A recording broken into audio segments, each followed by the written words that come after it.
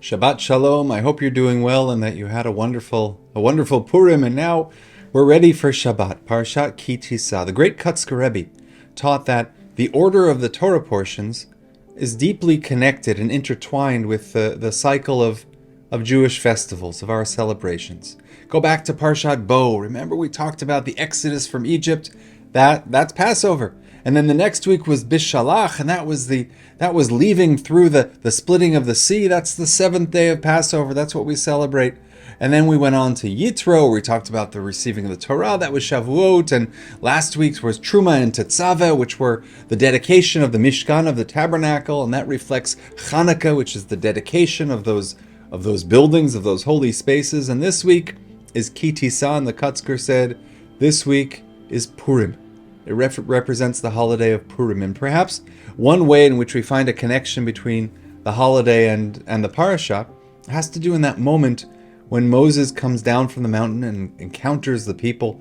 And as the Torah describes that Moshe's face, karan or panav, that his face was radiant. There were lights coming forward from his face. Interestingly, a misinterpretation of this work, of this word to illuminate or to radiate, karan, is that it comes from the same Hebrew word as keren, which means a horn.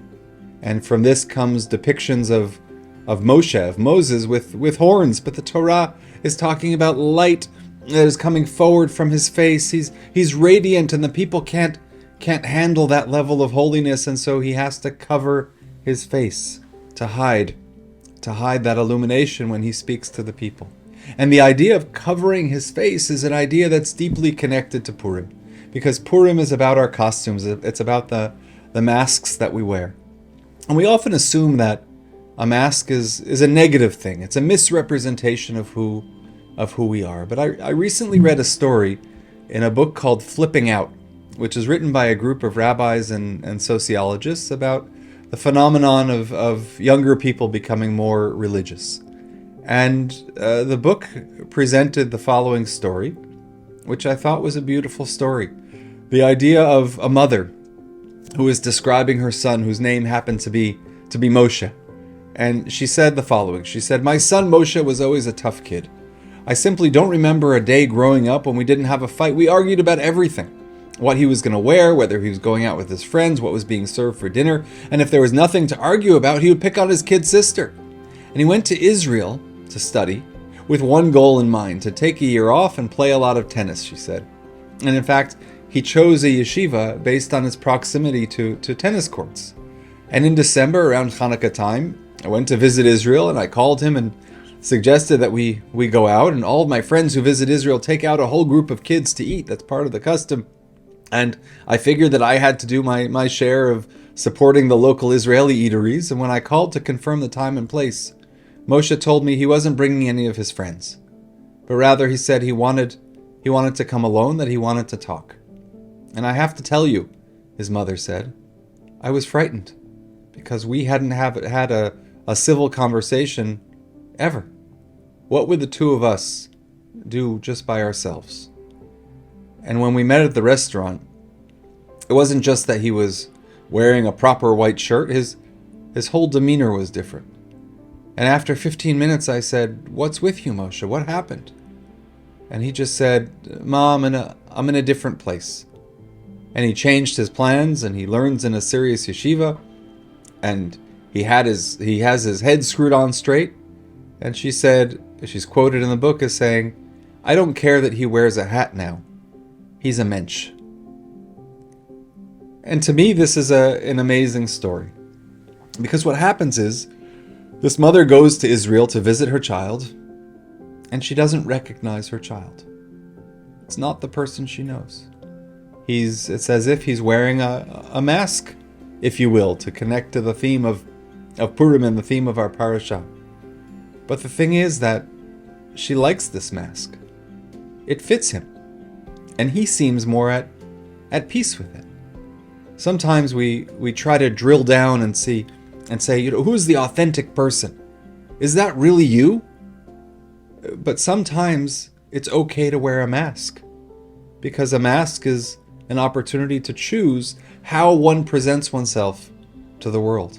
And especially with children, especially as those who are forming their own identities and their own relationship with the world, sometimes what the mask is asking for is to be accepted for the way that I choose to present myself right here in this moment. And for that Moshe in the story, and for his mother, the mask was the way in which he found happiness.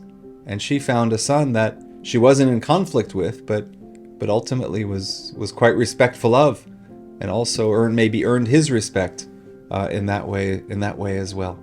The connection between Ki Tisa and Purim is a connection of masks, but it also speaks to the core of our identity, of how do we present ourselves to one another. One other idea connected to this notion is, as Maimonides says, that there are really, that in general, when it comes to character traits, to attributes, we should always strive for moderation, for the middle path, as Aristotle taught, the metron ariston, the golden way. That's the way in life. However, he said that there are some ways in which we should tend towards extremism, and one way is with anger. He said one should be an extremist, running away from anger. One should never be angry. And so the question that he asks is, does it mean that you can't show passion? That you can't show that you care about something? And his answer to that is no. Actually, it's okay to demonstrate, as long as inside one feels a sense of peace and moderation. Meaning sometimes when you have to get a point across, sometimes you have to speak in a way that shows that you mean it. He says, but as long as on the inside you're not feeling negativity towards another person, towards another human being, as long as you are in full control of everything that you are doing and everything that you're saying, sometimes you put on the mask. Sometimes you demonstrate an emotion, as long as you never lose sense of the equanimity and the sense of balance that we strive for in our lives. I want to bless us all with that balance, with that shalom, with that peace, and with the ability to see through the masks around us and understand that sometimes we have to take off our masks to show who we are, and sometimes we put on a mask to try out a new aspect of our persona that we pray will be a blessing to all of those around us. Wishing you a Shabbat Shalom.